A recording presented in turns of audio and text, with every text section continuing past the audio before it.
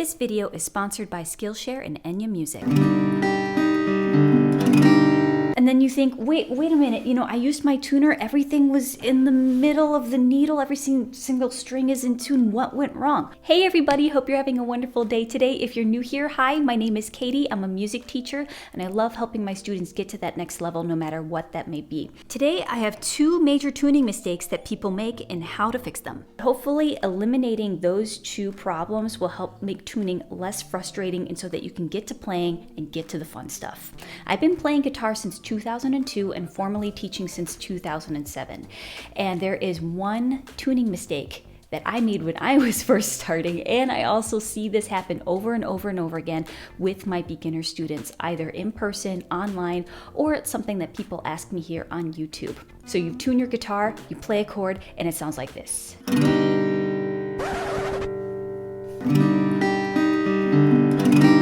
And then you think, wait a minute, I used my tuner, everything was in the middle of the needle, every single string is in tune, what went wrong? Well, you probably tuned one of your strings to the wrong note. I'm going to show you how to fix that. This is why it's important to know your chromatic scale and how it comes into play in tuning. In music, there are only 12 notes, and long story short, some notes have two names. The chromatic scale consists of all 12 notes, and they're all half steps apart from each other, or they're right next to each other.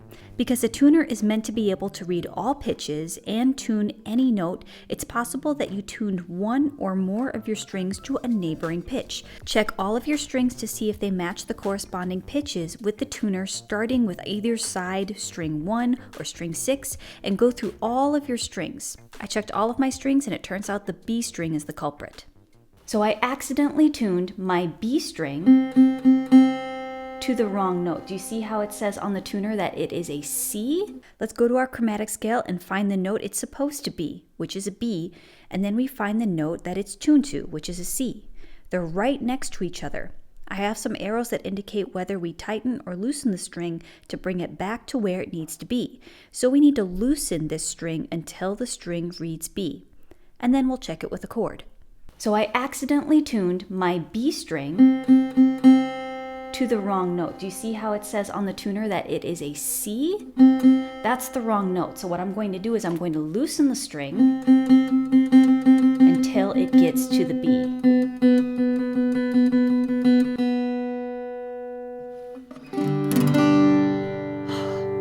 That is so much better. Sometimes your string is so off base that you don't really know where to start. So hopefully the idea of this chromatic scale helps you find your spot. Also, the idea of this chromatic scale could also help you find drop tunings a little bit faster. Before we get to the second tuning mistake, I would like to stop and thank our sponsor for this video, Skillshare.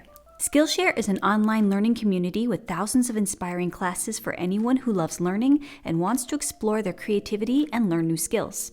From photography and music to graphic design and productivity, you can find classes that will match your goals and interests. New premium classes are launched every week, so there's always something new to discover. Some benefits includes, but not limited to, is that it is ad-free, so you can stay in your zone while you're exploring new skills. And the entire catalog is now available in subtitles in Spanish, French, Portuguese, and German. I first heard about Skillshare from various other YouTube channels while trying to research and absorb advice on productivity. And since joining Skillshare, I've upped my editing game by taking a course called Masking Transitions in Final Cut Pro that make your videography stand out by Kramer Ammons. I even used what I learned to edit this clip right here of my ukulele. The first 1,000 people to use the link or my code OneMusicSchool will get a 1-month free trial of Skillshare. You can find the code and the link in the description box below, as well as a pinned comment. Okay, the second tuning mistake that I see my students do is that they have the incorrect settings on their tuner.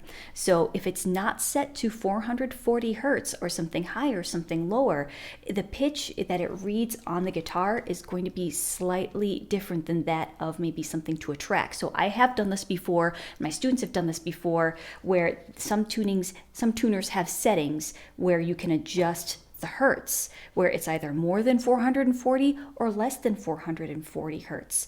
And then it adjusts what it's supposed to be tuned to, and they try to play to a track and it sounds awful, like what gives. So make sure your tuner is set to 440 hertz if that is applicable to your tuner. Another thing that might be throwing you off about your tuner's settings is that you set it to the wrong instrument. So we have bass, violin, ukulele, guitar. C stands for chromatic.